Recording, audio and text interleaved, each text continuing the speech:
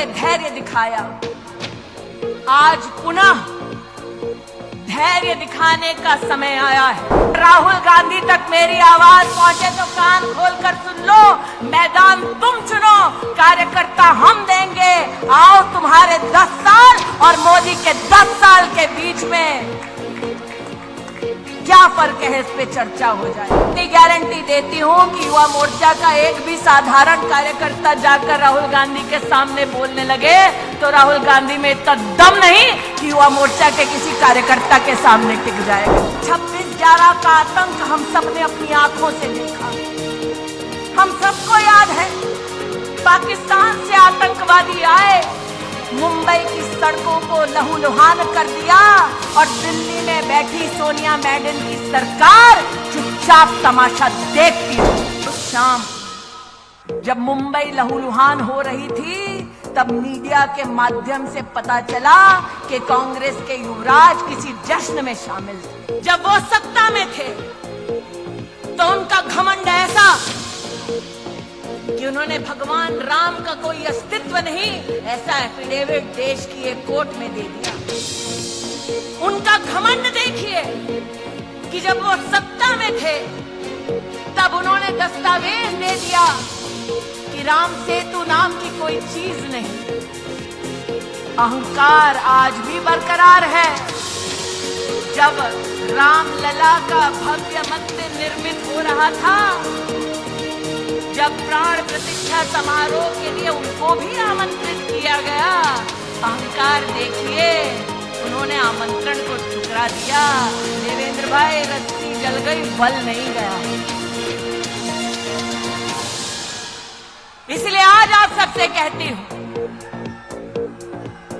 कि हर राम भक्त ने, जिसने धर्म के लिए धैर्य दिखाया, आज पुनः धैर्य दिखाने का समय आया है। हमको उकसाया जाएगा, कुछ लोगों को एआई के माध्यम से, डीपफेक के माध्यम से बरगलाया जाएगा, लेकिन आज हम डंके की चोट पर कह सकते हैं। और अगर राहुल गांधी तक मेरी आवाज पहुंचे तो कान खोलकर सुन लो। मैदान तुम चुनो, कार्यकर्ता हम देंगे। आओ तुम्हारे 10 साल और मोदी के 10 साल के बीच में क्या फर्क है, इस पे चर्चा हो जाए। मैं नहीं कहती मैं जाऊंगी चर्चा के लिए, तब पक्का नहीं आएंगे तेजस्वी, लेकिन इतनी गारंटी देती हूँ कि युवा मोर्चा का एक भी साधारण कार्यकर्ता जाकर राहुल गांधी के सामने बोलने लगे तो राहुल गांधी में इतना दम नहीं कि युवा मोर्चा के किसी कार्यकर्ता के सामने टिक जाएगा। और अगर युवा मोर्चा के किसी कार्यकर्ता को ये मौका मिले कि जो अन्याय करने के बाद न्याय यात्रा निकालने का ढोंग कर रहे हैं, उनसे अगर बात करने का मौका मिले, तब एक प्रश्न अपनी दीदी की ओर से जरूर पूछना कि प्रभु राम के अस्तित्व को नकारा, भारत की सेना के शौर्य को धिक्कार कर राहुल गांधी और उसके नेताओं ने देश की संसद में भारत की सेना से प्रमाण मांगा उनके पराक्रम का।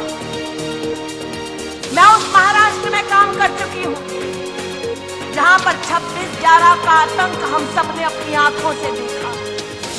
हम सबको याद है, पाकिस्तान से आतंकवादी आए, मुंबई की सड़कों को लहूलुहान कर दिया और दिल्ली में बैठी सोनिया मैडम की सरकार चुपचाप तमाशा देखती रही। हम सब महाराष्ट्र में इस बात के साक्षी हैं। नितिन जी को याद होगा, गृह मंत्री को उस वक्त कांग्रेस की सरकार में कपड़े बदलने से और प्रेस कॉन्फ्रेंस करने से फुर्सत नहीं मिल रही थी और यहाँ पर जनता त्राहिमाम कर रही थी कि किसी को तो भेजो ताकि हमारी रक्षा हो सके। और उस शाम जब मुंबई लहूलुहान हो रही थी, तब मीडिया के माध्यम से पता चला कि कांग्रेस के युवराज किसी जश्न में शामिल थे। वो व्यक्ति जो मुंबई जब लहूलुहान हो रही थी जश्न में शामिल थे, वो भारत की सेना से उनके पराक्रम का तब प्रमाण मांगते हैं जब भारत की वायु सेना पाकिस्तान में आसमान चीरते हुए आतंकवादी कैंप को ढेर करती। आज चाहती हूं उनसे पूछा जाए कि क्या यह संभव था जब कांग्रेस की सत्ता थी कि विंग कमांडर अभिनंदन को भारत की सरहद पर पाकिस्तान हाथ जोड़ते हुए वापस छोड़कर जाए। अरे ये 56 इंच की छाती वाला है जिसने 56 घंटे में विंग कमांडर अभिनंदन को भेजा।